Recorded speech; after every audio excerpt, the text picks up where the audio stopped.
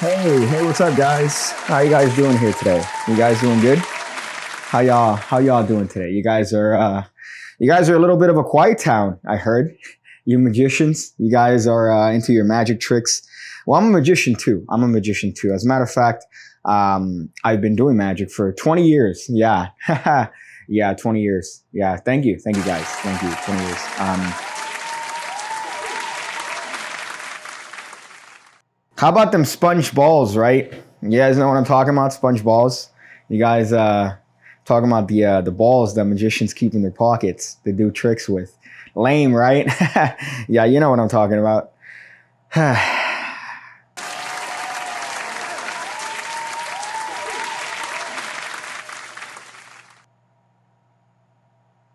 This isn't even a microphone. This is a camera. This is going to be a little bit of a B cam that I'm going to be using these reviews. If you haven't noticed on the previous video, I did a little bit of a vlog section, Casey Neistat style. And even on the plus side, Pigcake Plus did a little bit of a hot vlog looking for playing cards. If you guys want that sort of content, I'll keep doing it, all right? Because those are relatively fun to shoot, going to different places and doing magic related stuff, or maybe non-magic related stuff on the plus side of things. But this is going to allow me to do that and not seem like a complete douche tuber, like those people with the fucking gorilla pods and the giant Canon C100s that they use to film themselves getting Starbucks coffee. As if their life matters. Their lives don't matter. No lives matter. So today I have a little bit of a double duty. We're doing a DP here. We're doing a little bit of a hot card review, as well as a tutorial of one of my favorite tricks in all of magic. This is a variation on the princess card trick. The princess card trick, if you guys are unfamiliar, every single person has seen this.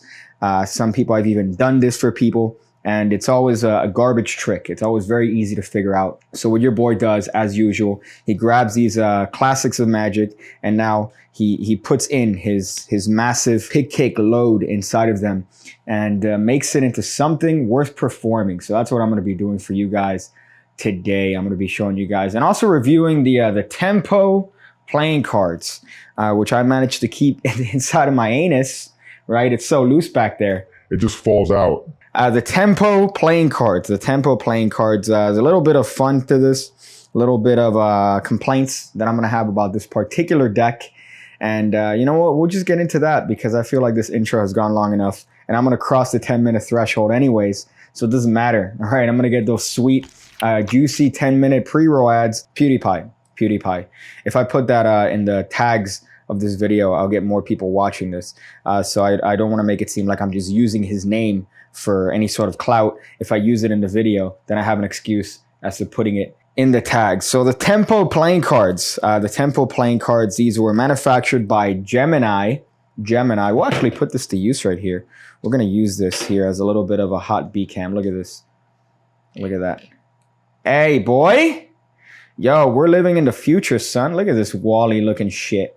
Look at this piece of shit. Wow, man. So we're looking at the tempo playing cards. Look at the tempo playing cards right here. This is the hard cards that we're going to be looking at today. I'm going to do a little bit of a smooth, little bit of an action here. You know what I'm talking about? One of those Peter McKinnon shots.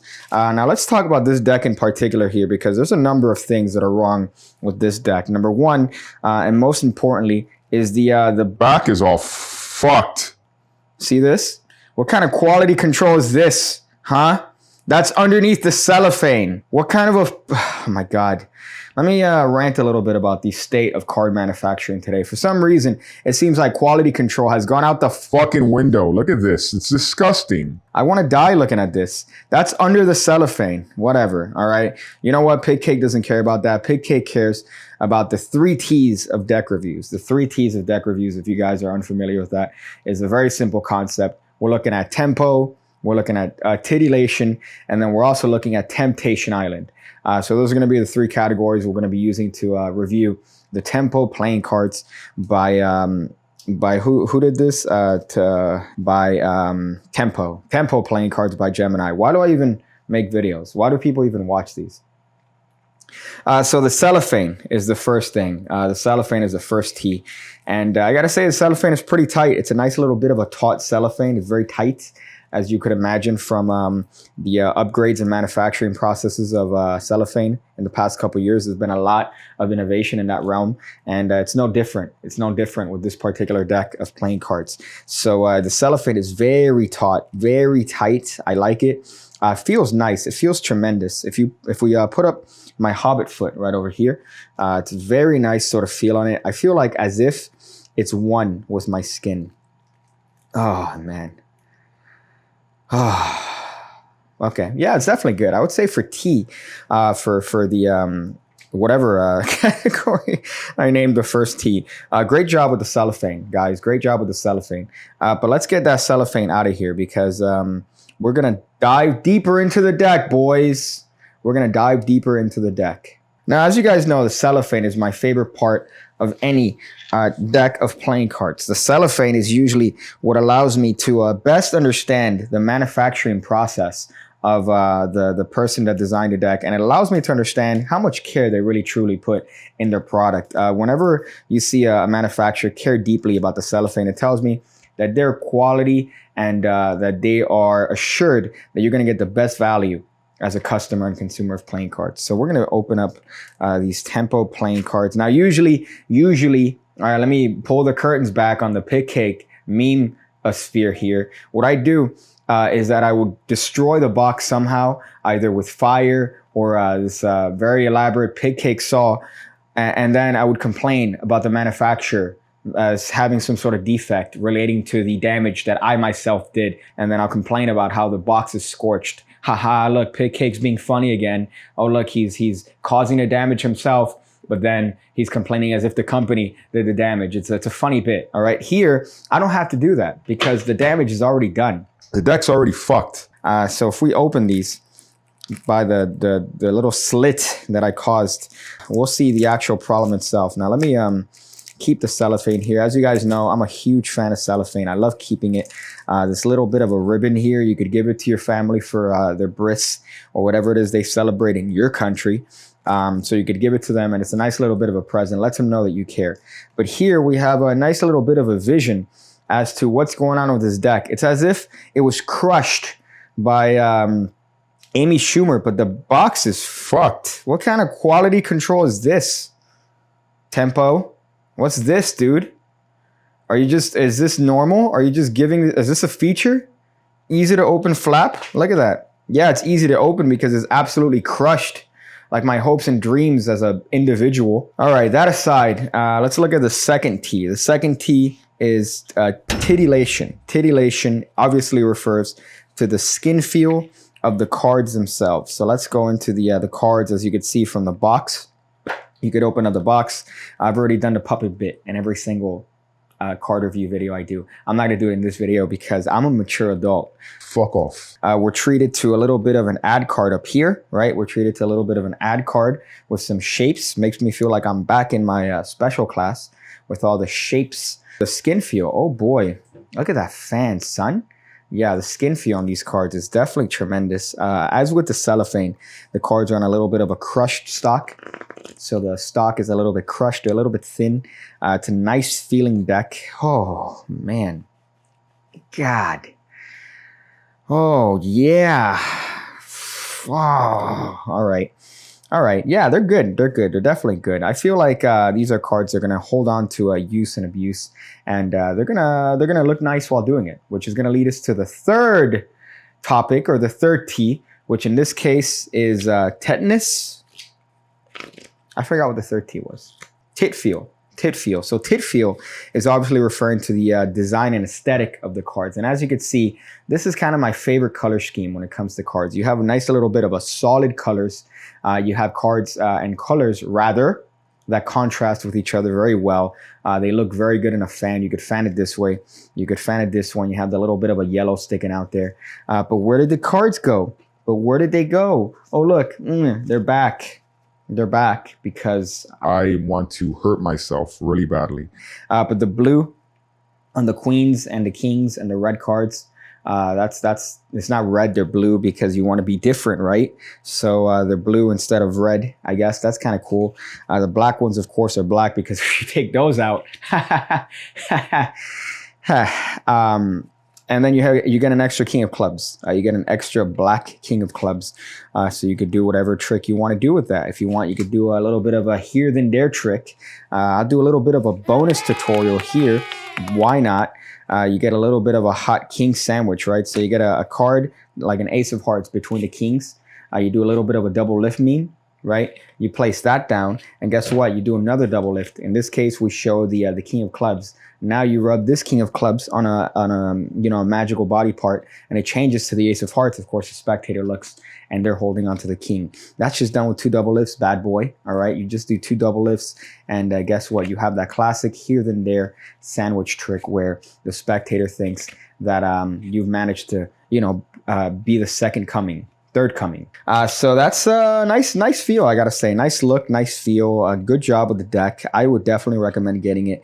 Although I don't recommend getting it because there's a chance you might get An absolutely fucked box. of cards that don't even have the capacity to hold the card safely anymore. So 0 stars. Actually, no, I get the deck. It's a nice looking deck. It's a nice little hot looking deck of playing cards. You could do one of these. Look at this. Look at this. Double fan. Double fan. Oh man. Trick, right? We had a trick tutorial coming up. We had a little bit of a trick tutorial. If you guys don't know how to do magic tricks, obviously there's one place in the entirety of the internet for you guys to be able to do some magic tricks and learn them, which is the Pigcake Magic Academy. The Pigcake Magic Academy, of course, the proprietor of internet tutorials. For $5 a month, you get 2 new videos a week going over card and coin stuff, going over all aspects of magic. In that sense, you have over 160 videos there already, going from how to hold a deck of cards to how to do more advanced lights. There's 2 new videos uploaded every single week. You get access to all older videos. Some services don't even let you do that. They just say, hey, everything you get is just starting from your point of subscription, son. Not me, not your boy Pigcake. I care about the manufacturer. I care about the customer and the manufacturing of love. So because of that, you guys are getting top quality, hot tutorials, and you get access to all of them for $5 a month. Oh boy, just join, and leave a good Yelp review. So this trick in particular, I have about 1,000 different variations of the classic princess card trick. If you guys haven't seen it, there's a GIF out there somewhere on some part of Reddit that gets rehashed every once in a while that shows you 5 court cards, and then it says think of one of them. Then it has a little bit of an animation where one of them disappears, and then it's only 4, and of course when the cards are turned over, it's the card that you're thinking of. Of course, the way that's done is what? They're different cards. So they're misindexed cards, meaning if you show them this way, they're a certain group of cards, but if you turn it around and show it this way, it's a second group of cards. So obviously the card that you're thinking of is going to be gone. Now, as I mentioned earlier, I have about 1,000 different ways of doing this, but instead I'm going to show you guys this particular way because I think you guys might enjoy this. I'm going to cut down to the table camera here real quick, and by that I mean doing a hard cut and then adjusting the camera so that I could shoot on the table, which is going to happen right now.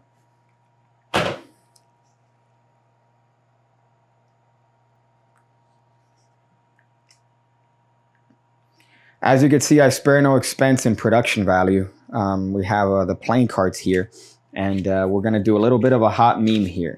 We're going to use only 10 cards. This is going to be the trick here. 1, 2, 3, 4, 5, 6, 7, 8, 9, 10. Hopefully you guys know how to do that as well. But if you're watching magic videos, I doubt it. These cards are, of course, mixed and shuffled. These could be any sort of random cards from the deck. And really, we're only going to be using 5 cards in particular. We're only going to be using 5 cards in particular. And we're going to use these cards. I don't want you to see them just yet. Sorry, my accent almost came up. But I'm going to show these cards to you quickly. And I want you to just think of one of them. You ready? Here we go. There you go. You got one? You got one of those cards? Perfect, all right? Because one of those cards is going to be ingrained in your mind. You're only thinking of one of those cards, and we're going to leave that little packet right there. You see it? Where it's spreading on top of the box because apparently the box is bent. That's why, right? You got to flatten it a little bit. And of course, over here, we're just left with 5 cards, right? You could see that very clearly. We're just left with 5. I wouldn't cheat on you. But here's the magic part. Here's the magic part. You ready? That's it. That's what happens. Because now, believe it or not, look, the spectator could be holding on to this. There's only 4 cards. There's only 4. Lo and behold, your card is absolutely gone. your card is absolutely gone, right? You see that? Your card, the card that you were thinking of, is gone from there. And of course, if we spread these cards, we now have 6 cards. The magic's worked, friends, because if you see, you notice your card is somewhere in there, right? That's your card right there, the 9 of spades. If that's your card, hit the like button. If it's not your card, then go fuck yourself. So this is a hot little bit of a variation on the princess card trick. One thing I do recommend is taking out the jokers before you do this. Taking out the jokers. So you might want to not have the jokers there because then it becomes a little bit apparent what's going on. But the princess card trick is, of course, based on the idea that you're switching the entirety of both packets, right? That's the thing that's happening. So the spectator, the initial cards they see are not the cards that go down on the table. And the way we do that is very, very easy. We have 10 cards taken out. This could be a borrowed, shuffled, impromptu trick. And all you're going to do here, you're going to take out 5 cards and show them to the spectator. At the same time, I'm using my little pinky to pull down on that nice little card there. You could either do that or the buckle method. You could do that or the buckle method. The buckle I like because you're pressing up here, and that opens up a gap, boy, where you could stick your pinky and get a break. So you're showing these 5 cards and you're going to square it up. And here you're going to do a move known as the block turnover. The spectator's thinking you're turning over 5 cards. Really, you're turning over 9. So notice, because you have a break right there above the bottom card of the deck, by just turning all these cards over, you're turning all of them. But of course, the spectator is thinking that you only turned over 5. So at speed, it just looks like this. You're showing 5 cards just like this. You're showing 5.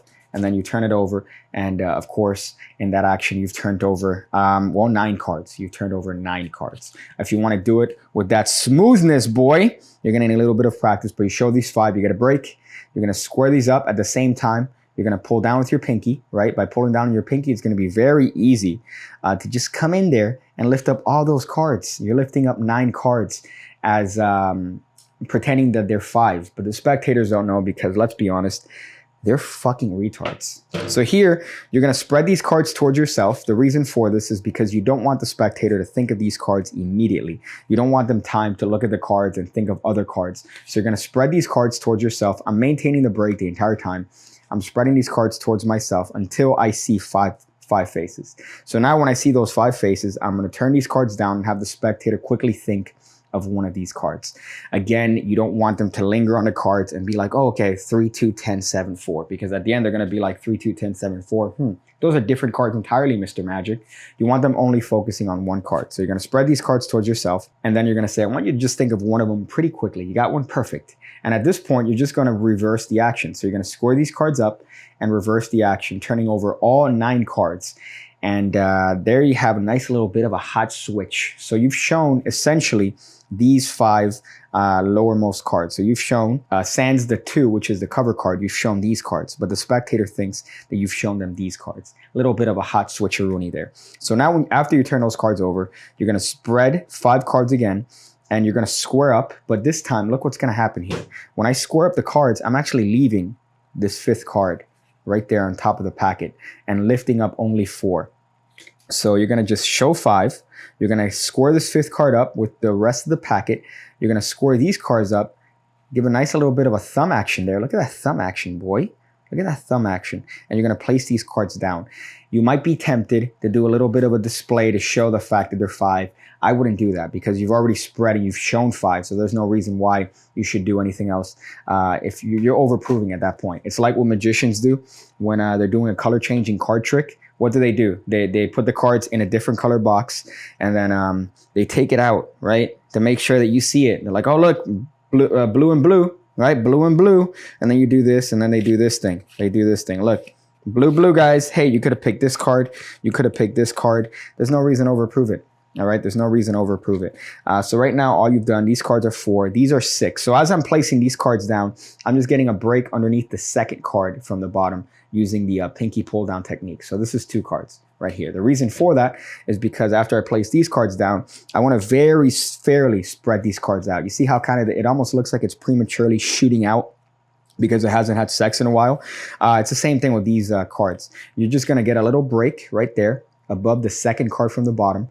And you're going to spread these cards. You're going to allow those cards to just pop out of the hand and spread. And it just looks like it's a nice little bit of an illusion of just being 5 cards without saying, look, there's only 5 cards. So you're going to spread these cards out. It looks to the world like they've just squirted out of your hand. And here, you're just going to square these cards up. and say, look, here's the magic action. Look, you ready? I'm just going to take one and throw it there. Sir, what's the card you were thinking of?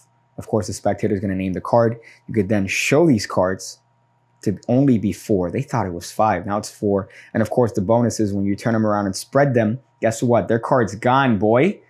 Here, of course, when you spread there, now there's 6 cards. The spectator obviously named their card. So let's say they thought of the 7 of clubs. At this point, you could show not only that there's 6, but when you turn these over, you can now spread directly to the 7 and turn it over and say, look, your card has magically jumped across. Your thought of card, sir. You never named it, but now it jumped across. Oh boy, what a hot little bit of a trick. Now here, again, a little bit of theory, a little bit of too much thought into this because of virginity, but you have to. You want to marinate and let each moment pass. It's very easy to just go, what's your card? Okay, see, your card's gone. Your card's gone from there, and now your card's over here, right? That's bitch made. That's bitch made. You don't want to do that. So you want to kind of separate each moment. So remember, the first moment here is that now there's 4 cards. That's the first moment. Next moment is that they're all the card that they're thinking of is gone. That's the next moment. So you have 2 beats there. You have 2 little bits where they're like, oh shit, oh shit. You have 2 moments there, not just one where you go, and then you just blow your load all over them. So here you have 2 moments too, where you spread the cards and now there's 6. They saw 5, now there's 6. That's 1 beat.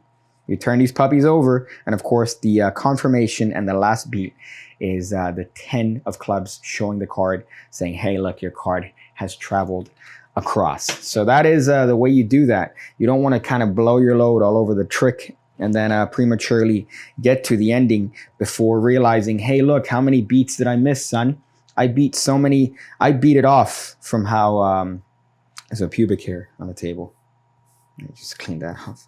Hey there, friends. So as you know, I dropped a little bit of a video last time mentioning that me and my boy, you and me, were doing a podcast called Ham Radio. The contest is still going up. You win 6 decks of cards, boy. If you come up with a great logo, just tag me or him on Instagram and you'll be entered to win. You're going to get 6 decks for a little bit of a logo that we'll use on the show. Ham Radio, phenomenal name there. Fantastic podcast that we're going to start hopefully by the end of this month. We'll see whenever that contest ends. But that's something I mentioned. Also, something else I mentioned, maybe a little bit of a hot face reveal once I get to 100K. I'm going to be shooting the video. You know what? I might do it at 50K. As always, wash your mice because you don't know how much fluids have seeped in from the ejaculate.